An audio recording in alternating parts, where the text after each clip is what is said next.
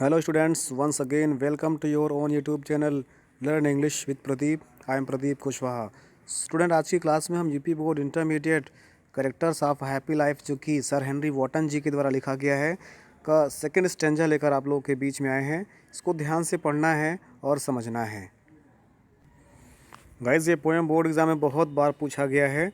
ये 11, 13, 15, 16, 17, 18, 19, 20 इस प्रकार से आने वाले बोर्ड एग्ज़ाम में इसके आने की बड़ी संभावना है, इसलिए आपको इस वीडियो को ध्यान से देखना है.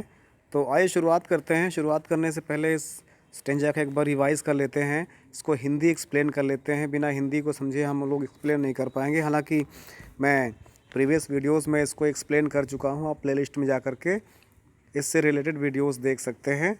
तो एक बार मैं इसको एक्सप्लेन करके देखता हूँ, एक्सप्लेन करता हूँ आप लोगों के सामने.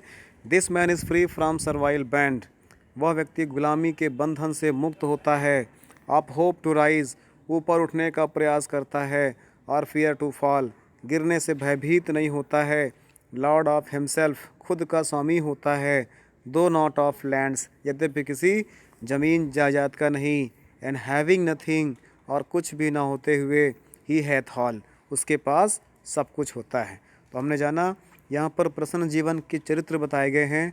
जो व्यक्ति जीवन में खुश रहता है उसके अंदर कौन कौन से गुण, कौन कौन से विशेषताएं होती हैं, और जो व्यक्ति जीवन में खुश रहना चाहता है उसको अपने अंदर कौन कौन से क्वालिटीज़ डेवलप करना है, वो यहाँ पर पोएट ने बताना चाहा है. तो एक बार फिर से इसको देखिएगा ध्यान से. This man is free from servile bands, वह व्यक्ति गुलामी के बंधन से मुक्त होता है.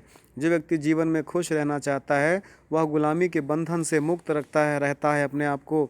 आप होप टू राइज और फियर टू फॉल, और ना ही उसे गिरने का भय होता है, और वह हमेशा ऊपर उठने का प्रयास करता है.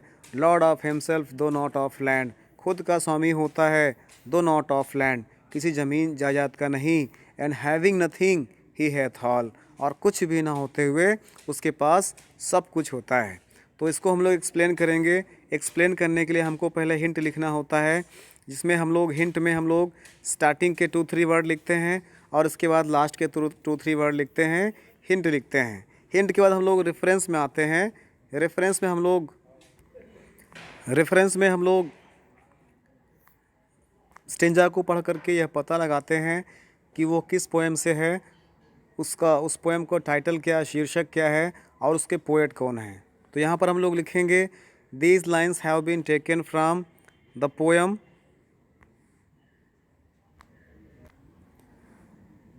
Character of a happy life composed by Sir Henry Wotton. Listen again.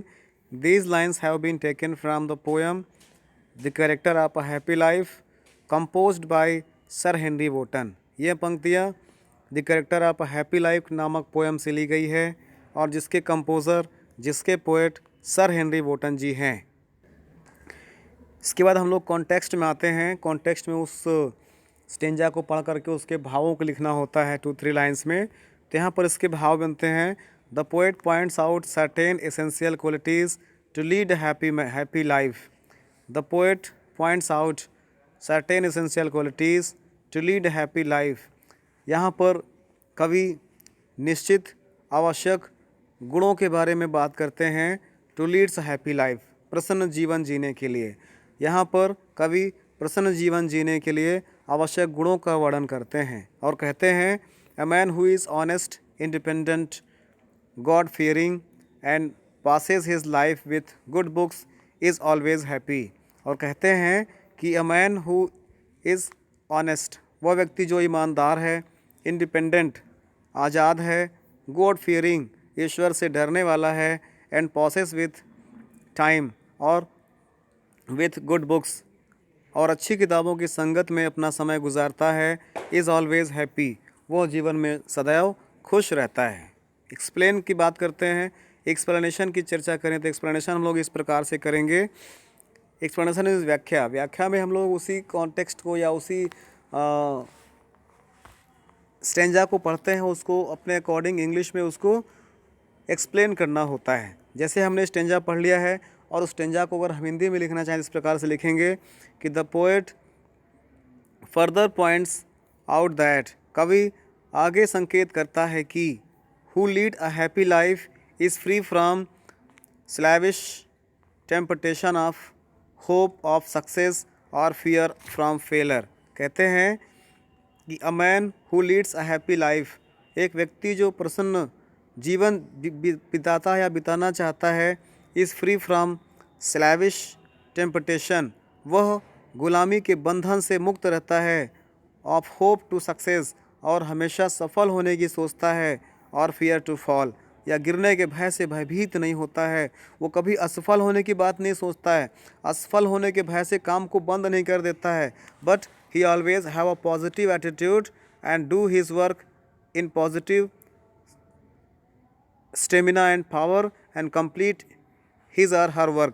फिर कहते हैं he is untouched with worldly pleasure or sorrow, कहते हैं वह संसार की खुशी या दुख से परे होता है, वह संसार के दुख और संसार के सुखों में अपना ध्यान नहीं लगाता है, अपना समय वेस्ट नहीं करता है। He may not be master of wealth और लैंड, वह किसी धन का या किसी ज़मीन का मालिक नहीं होता है, but he is always self contented, लेकिन वह स्वयं पर निर्भर होने वाला व्यक्ति होता है। और he may be poor but he has all with self respect and freedom, कहते हैं कि ही मे बी पुअर, वो गरीब हो सकता है, but he has all with self respect and freedom, लेकिन वह सेल्फ रेस्पेक्ट होता है उसके अंदर, और उसके अंदर आज़ादी होती है। वह अपने रेस्पेक्ट पर ध्यान देने वाला व्यक्ति होता है, अर्थात खुदगर्ज प्रकार का व्यक्ति होता है, सेल्फ रेस्पेक्टेड होता है, और वो अपने अनुसार फ्रीली कोई काम को करने वाला होता है। अगर व्यक्ति इस प्रकार का है तो definitely he will be happy in his life. If he has no these qualities, not these qualities, may be he can get a sorrowful life in his life. तो कहते हैं these are the attributes, these are the qualities which makes a man happy in his life। So guys, this is the explanation of the second stanza of the first poem of intermediate। Thanks for watching the video। Jai Hind।